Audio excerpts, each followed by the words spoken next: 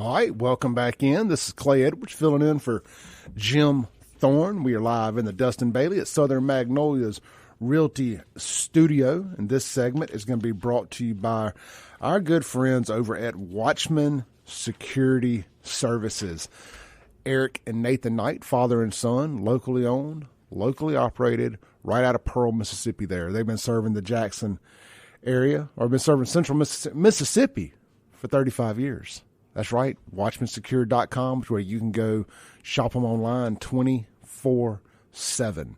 Man, they've got everything. They've been an Alarm.com service provider for over 15 years. They offer indoor and outdoor cameras, security systems, gate access, smart doorbells, thermostats, and more. Residential and commercial service is available. Call 601-955-9952. Or, again, shop them online 24 hours a day at WatchmanSecure.com. That is Watchman Security Services. All right. The Guns and Gear text line, 769-241-1944. Now, I typically have a strict policy about just ignoring some things. But when you want to drag dead cops into it, I will acknowledge your stupidity. I was at home last night doing some show prep, and I get a text from the show's number one stalker, and it says this. It says, "You of all people should not even mention the black female officer that was killed in the line of duty in Greenville. She is just another dead Democrat, according to you. Remember, you racist hypocrite, we don't need your thoughts and prayers from you or your racist listeners." Let's unpack that statement there. So, because I just want to see if I can paint a picture of the stupidity here. We're allegedly racist, but when we acknowledge and send thoughts and prayers to somebody dead that's black, you want us to be racist and not acknowledge that. I'm trying to understand it here. We don't acknowledge it, but I'm mad that you don't acknowledge it, but because you acknowledged it. Leftism is a mental disorder.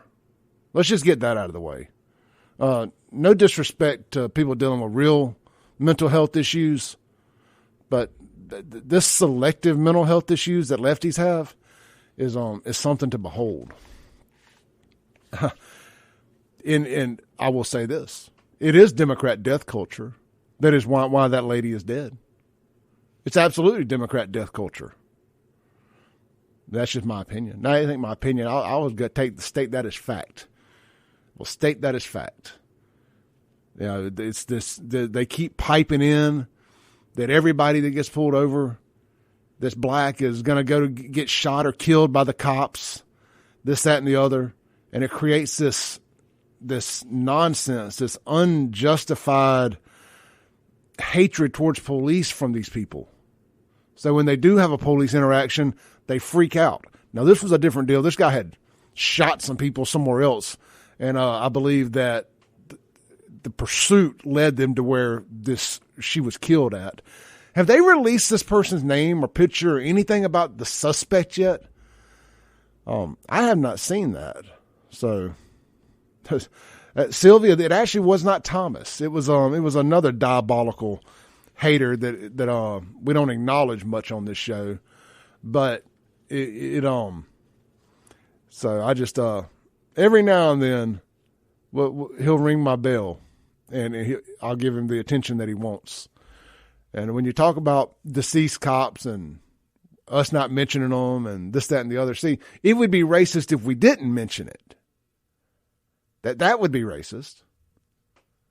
So, again, this racism narrative, it's nauseating because it's not true. It's nauseating because the only racist that I know are black Democrats. Real talk. Like, celebrated racist. Like, pillars of their community. It's black Democrats. Especially around here.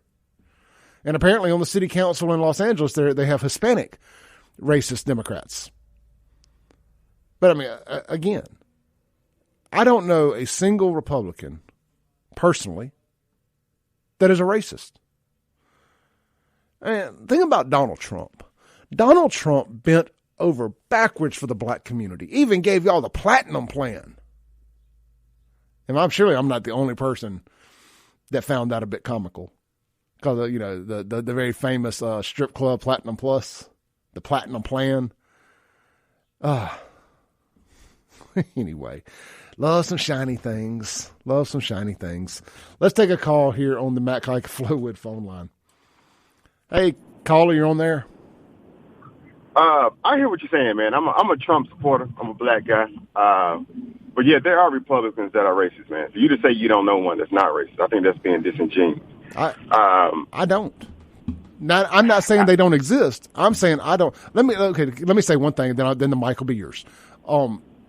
You would think that as quote unquote trendy as being a racist is supposed to be amongst conservatives, according to lefties, that there would be white folks out there, or Republicans in general, that would be holding up a sign that says, yes, as a matter of fact, I am a racist white nationalist. Absolutely. Nobody says that. Nobody does that.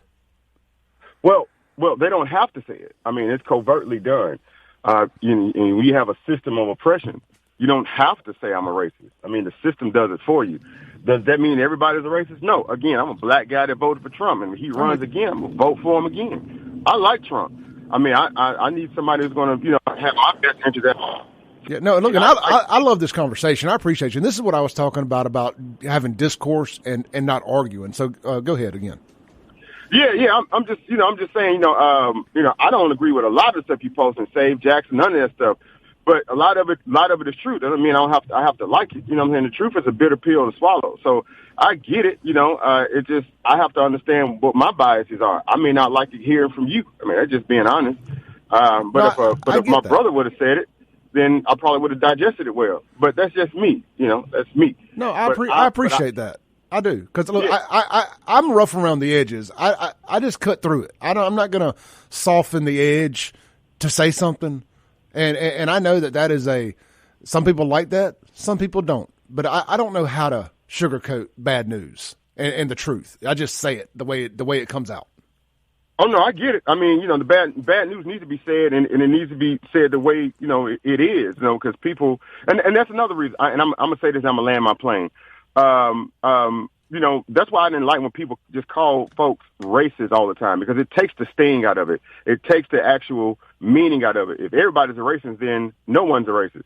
So people need to stop using words that they don't really know what it means just for buzz, just for the sake of buzz. So if you're going to say somebody's a racist, have some proof, but stop saying it, because now it doesn't mean anything anymore. And I'll land my plane with that. You take care, man, and I keep disagreeing with you in silence. Hey, great call, brother. Thank you. All right. Amen. I've been saying it forever. You take the sting out of it. If everybody's racist, nobody's racist. That's call of the day. I'm going to clip that out and load it up on the podcast later. Call of the day right there. Don't even know who it was, but thank you. I enjoyed that. Thank you. We'll be right back. This is the Clay Edwards. Well, this is the Jim Thorne Show. Clay Edwards filling in for Jim on 103.9 WYAB.